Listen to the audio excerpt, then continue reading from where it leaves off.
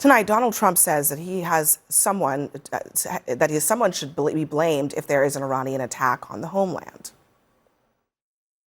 Has Iran activated any sleeper cells inside the U.S.? There's reports that they have pressed that trigger button to activate those cells, at least abroad. Well, they've been trying for a long time. We've been very much on top of it. One of the things we have to do is get the Democrats to stop the Democrat shutdown, because, as you know, the apparatus that looks into that, Schumer and the Democrats have shut it down, which tells you they probably hate our country a lot. We're watching every single one of them. Yeah, we know a lot about them, but the shutdown doesn't allow us to do what we have to do. Anxieties are already high, and over the weekend, 2 men were charged with using a weapon of mass destruction and providing material support to ISIS after a pair of homemade bombs were thrown at anti-Muslim protesters outside of the New York City mayor's residence on Saturday.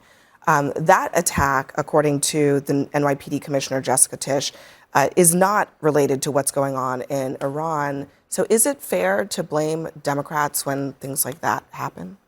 Abby, I think it's unconscionable that Democrats are not funding the Department of Homeland Security when we're in a military conflict with the world's greatest sponsor of terrorism. I mean, it is at this point in time, the notion that Democrats will say, well, we need change in policy. You've had the secretary fired.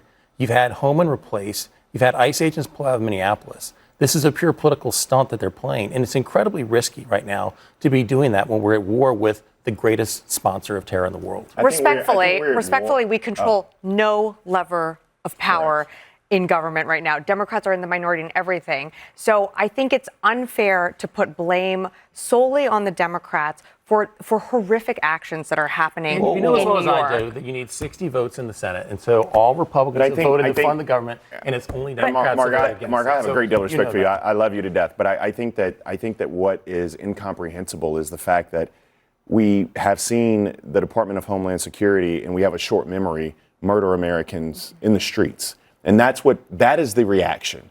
And yes, you're right. Times have changed. Things are different now. We're at war now. I agree with that. I wish that we could have 8 people who run this country, right, who are the most powerful people in the world, get in a room and work this out. But the fact is, the Department of Homeland Security, they ran amok. We saw the images. We saw the images of Renee Good get gunned down in the streets. The solution is to keep more Americans vulnerable. No, not at all. Not at all. No, not at all. Let's not fund the important parts. There's another point to be made here, which is that it is a little bit precious for the president to be crying about the Democrats not funding the security apparatus. Just a few weeks before all the shutdown stuff was going on, Kash Patel fired from the FBI a group of officers. Guess what? Their job is to study Iran.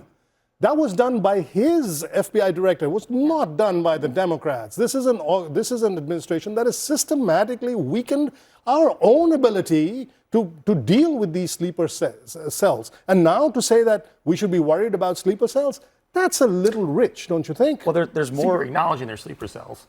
And you're basically you're acknowledging the solution is, hey, let's not fund Why'd we fire the FBI guys? Also, they tried to kill my friend here in New York City. The Trump administration on a lot of things. That doesn't mean I'm going to sit here and say, hey, the solution is let's not fund Homeland Security. They tried to kill a friend of mine, an Iranian-American friend of mine here in New York City. There's no doubt that there are sleeper cells. We should be doubling up on the FBI's capacity to do that. Democrats and Republicans have been highlighting firing the people who know how to do this is not the great place to start. But does anyone here believe that we should keep the Department of Homeland Security, that's the name of it, indefinitely shut down to try to force ICE policy changes on an agency that's already funded until 2029, when you acknowledge there are sleeper cells, when we all see radical Islamic terrorists throwing IEDs in New York City, when we saw a radical Muslim terrorist shoot up a bar in Austin, when we had tornadoes in Oklahoma and Michigan this weekend, when we have TSA lines of 5 hours in airports,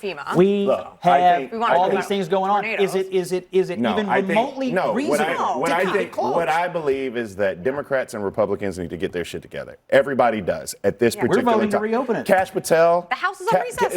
As he just they mentioned, already voted. It's sitting in the Senate. Kash Patel, Kristi Noem look as if they're swimming at a time where we need strong leadership, and we don't have it.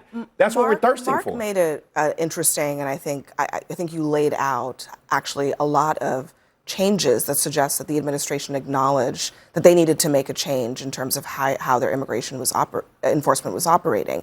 So, I mean, it seems to me they've already moved quite a bit. There are only a few other things like masks and reinforcing Fourth Amendment protections that would get them over the finish line. Why can't we get over the finish line? And why not just lay that all out on the table and say, hey, Democrats, you wanted this, here you go. Let's open the government up.